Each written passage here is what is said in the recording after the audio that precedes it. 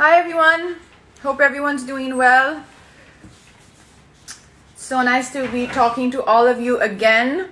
And this week I am extremely excited because we have one of my favorite people who are going to be joining us. I'm going to get her on and then I'm going to do an introduction.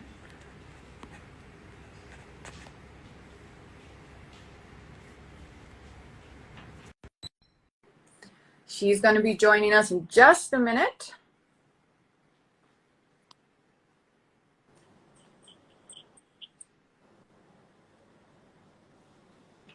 Hi, Shaheen, how are you? Hi, Kat. How are you? That worked well. I'm so proud of myself. Every time we've been doing this, it's been taking so long to get someone on. So now I'm learning. So everyone, I'm going to do a quick introduction of Shaheen. So Shaheen is the author of an incredible book, I've Never Been Unhappier. This is an extremely important book, which we're going to talk about in a bit. But first of all, I just want to welcome you all to Self-Care with K Beauty, which is what we're all doing here today. And we're going to be talking to Shaheen a bit about her book club, which she's also just started, called the Shiny Happy Book Club, which I absolutely love the name of. And it's so cute. I went on the page a few days back and I was looking at the whole page. So Shaheen, welcome and thanks for being with us today. Thanks for coming and joining us. And we would just love to know a little bit about the book club and if you could just tell us a little bit about that. Yeah, so basically, so I started a page called Here Comes the Sun last year in October. And Shiny Happy Book Club is sort of a collaboration between Here Comes the Sun and another page called Books on Toast. And it's basically, the reason that we did it was because we realized collectively, at least for me, reading has had such a massive impact on my mental health. It's played such a huge part in my journey. It's one of the things, it's my massive coping mechanism. I started reading Harry Potter when I was 11 and it became like a massive way that I dealt with all the stuff that was going on with me. And so we realized what a difference it actually makes to your mental health. And so we decided to start a book club that basically, it just marries the idea of reading and mental health. So the idea is that we get a curator on board every month who recommends like a non-fiction book and one fiction book, anything that basically helps you with your mental health.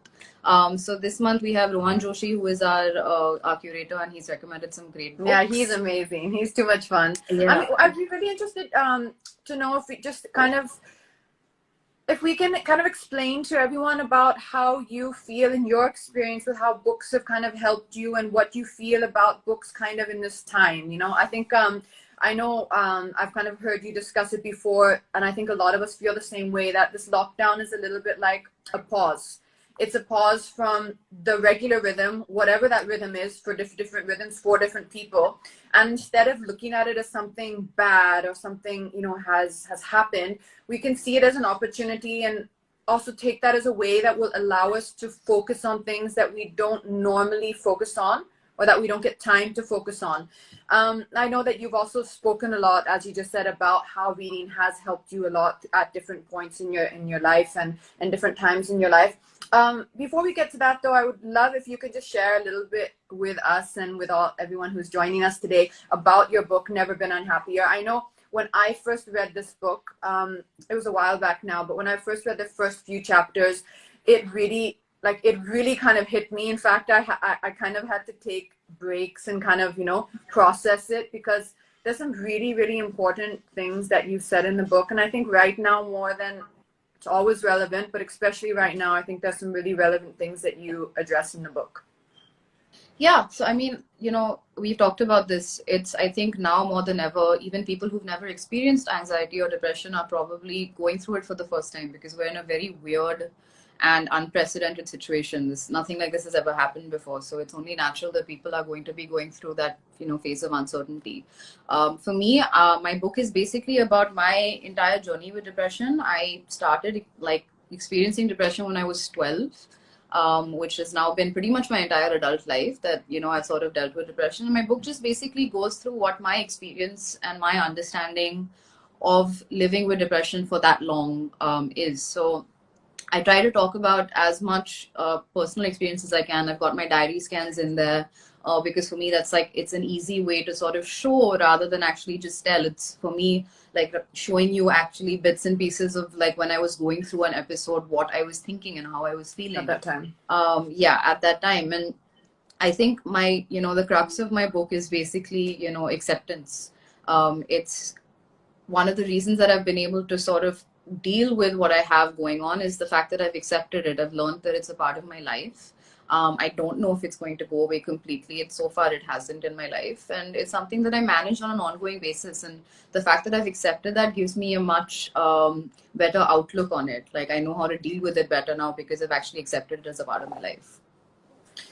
There's one thing that I've heard you kind of talk about before. I think I read it in maybe one of the articles which you've done, or maybe on one of the blogs which you've done, where you spoke about something that fear of the unknown is really what causes the worry and anxiety, because we're worried about something that we don't know about. It's not in our control.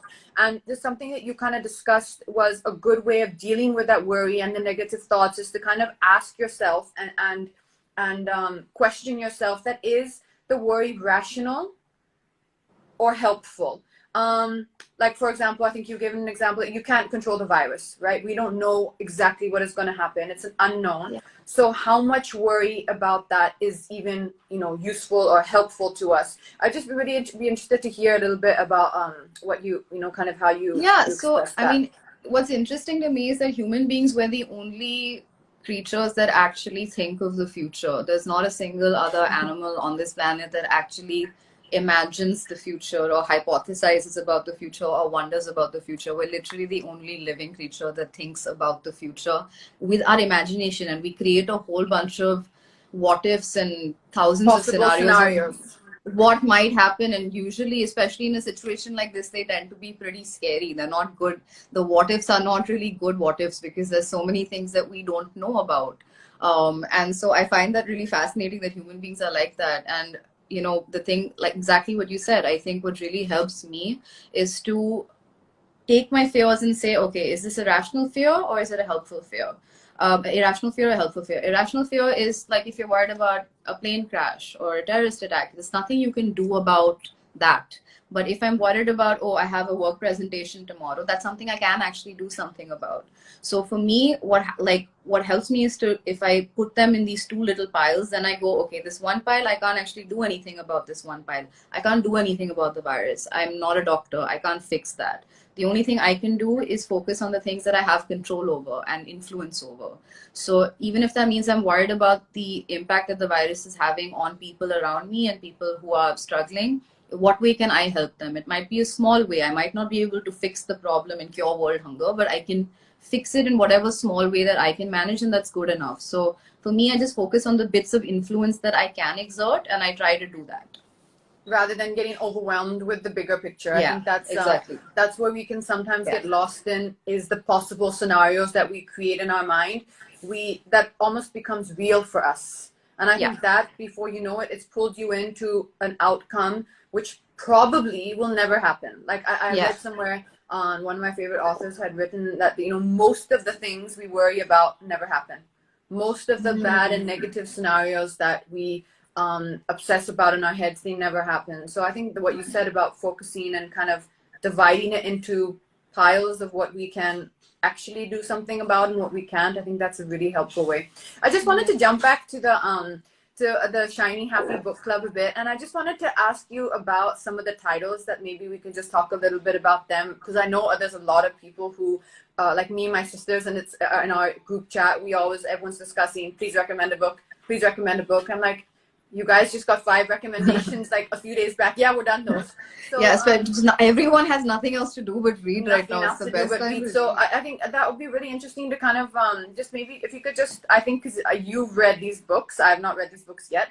So one of the titles is a title which I've heard a lot about, and which I heard is an amazing book called Jonathan Living Seagull. So just wanted to know a little bit about that book. Yeah, so Jonathan Livingston Seagull was recommended by Sonam. Sonam Kapoor was our curator last month, so she recommended it. It's a book that I've read when I was like 15. So I've read it a really, really long time ago. And I mean, so the thing with that book is, I feel like in this day and age, the ideas that book talks about are things that we kind of know. But I think at the time it was quite radical almost in a way, because it's basically talking about the entire premise is about a seagull who decides that he doesn't sort of want to conform to the normal seagull way of living, and he just wants to keep flying higher and higher, and he leaves the flock. And it's basically about not, conforming and pushing yourself and, learning how to go higher by, accepting who you are and accepting that you're not part of the regular flock. So it's a really nice and uplifting book. Yeah, It's a very I easy think read. that's It's an a very amazing short book book. that people can read Yeah. during this time. Yeah. It's something that has been on my to read list for a while. The other one is one of your recommendations is the Hitchhiker's Guide to Galaxy. So the Hitchhiker's Guide to Galaxy is also, it's a classic. It's a bizarre book, but it's one of my favorite books. Again, I started reading it when I was like 14 or 15.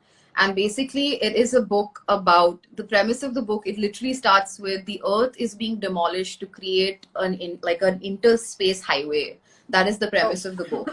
That is the premise of the book, but it's hilarious. It is so funny. It is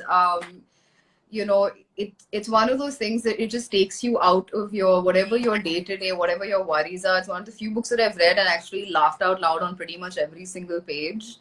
So one of the reasons I recommended that book is just because it's such a feel good book. It just makes you feel happy, and it's bizarre, and that's what I love about it. In some places it makes no sense, but it's just really frivolous and good fun.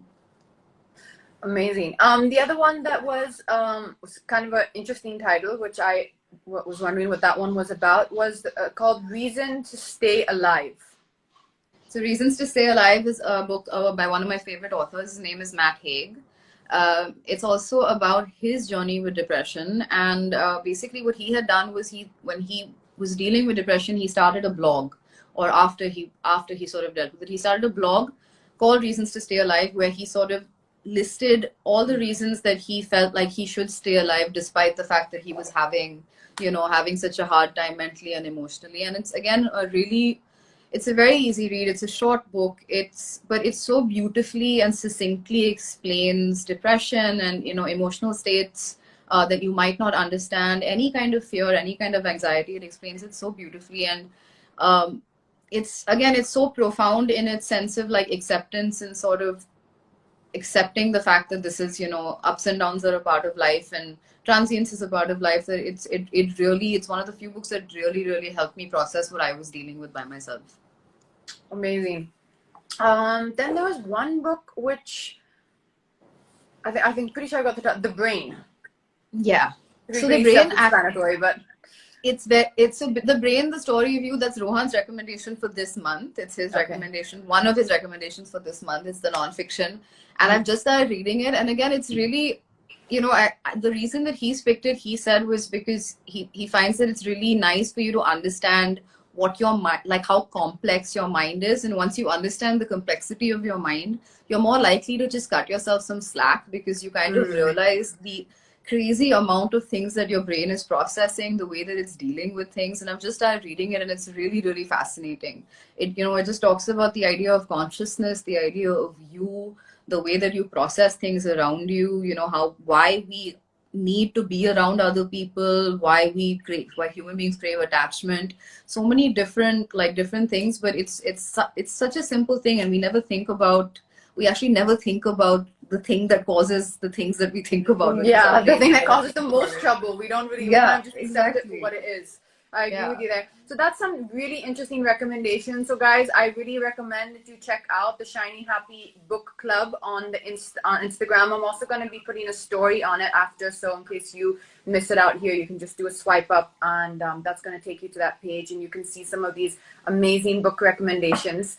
One thing I wanted to ask you about also, Shaheen, was I know we've spoken in the past a little bit about mindfulness versus meditation.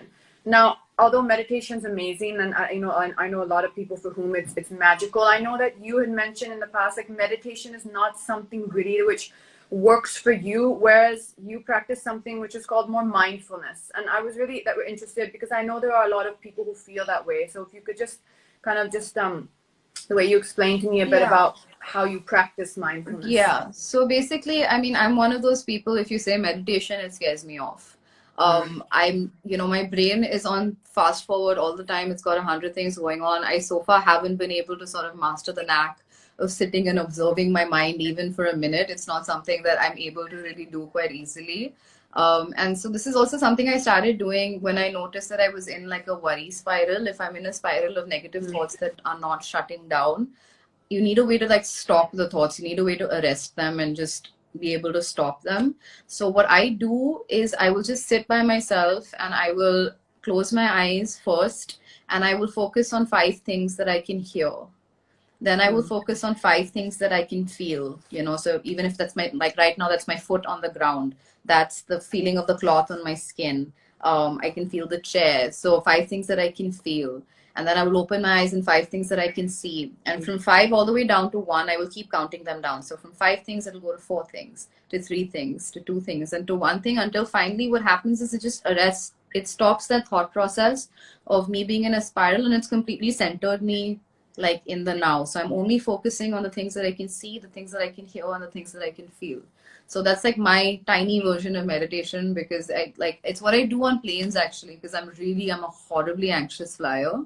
And I get very, very stressed out when I'm on planes. So on planes, that's the way that's the easiest way for me to calm myself down, is because it slows my breathing down. It makes me feel very zen. So that's my version. I've read this as well. Just very recently, actually, I heard about this on as, because you know, a lot of different pages and a lot of Instagram handles are putting you know, information about different tips and ways you can deal with anxiety during this time. And this was actually one of the main things which I read, that I've been reading in a few places, that if you focus on something, you know, that's in front of you, just an object, or you know, something a few feet maybe in front of you, and you focus all your attention there, and then you gradually expand it to just kind of what's surrounding until you kind of focus on the whole room. It pulls you and your mind into now, and not into the scenarios and the thoughts which are going on in your mind. So I think that's something really really important that you kind of shared with us. The other thing that a lot of people on the comments have been asking about meditation, and